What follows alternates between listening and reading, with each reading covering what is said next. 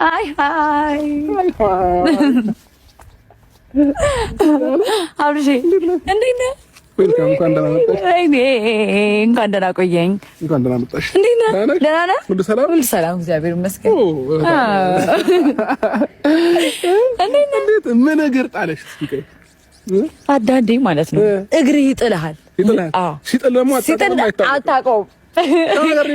ብቻዬን ማርያም እግዚአብሔር ብቻዬን የመጣሁት እንዴ ምና ታዲያ ምን አይደና ሩታን አልጠየኳትም ነበር። እሷን ለመጠየቅ መጣሁኝ። አንደኛ ሁለተኛ ደግሞ ሰርፕራይዝ በቃ ሰርፕራይዝ ማለት ፈልጌ አስቀድመሽ ኮምፒውተር ይኖር አብረንም ይዤሽ መጣ ነበር እኮ። አይ እኔ ሰርፕራይዙን ነው የፈለኩት። ተደባብቄ ቡታጅራ ላይ ማክስ አድርጌ ምናምን ነበሩላ ሰው እንዳያየኝ ማለት ነው። አይ ጌታን እንኳን ደህና መጣሽ።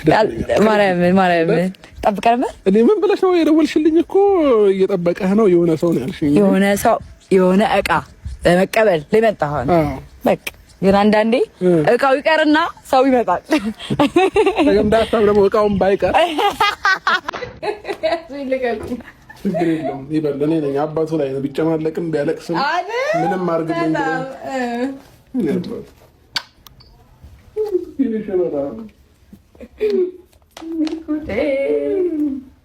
አሁን ለመደ ካሜራ ሰላም ደናችሁ። ትንሹ ግሬስ ነኝ በል። ሰላም አጥራቸው አንቺ ምን አርገው ሰላም ባይቸው እንጂ ጋይስ በፍቅራችሁ እየፈዘዘ ነው ያለው። ፈዟል። አሁን እናንተ እያየ ከማረከ በቃ እንዴ አውራኛ ጓጓን እኮ አባቴ ምን ነው ባላወቀ ተጨጠሩ። በቃ እነሱ የሚገልጽበት ቃላት ጠፋ ያለሽ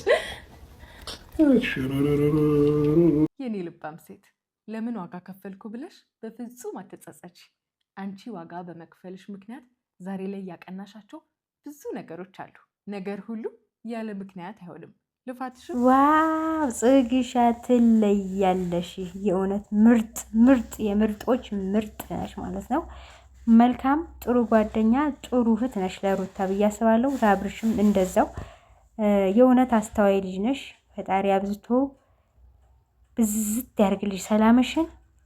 አብርሽና ሩታ ደግሞ የወለደ ሰው ተጣልቶ አይጣላም የሚለውን በተግባር አይተናል።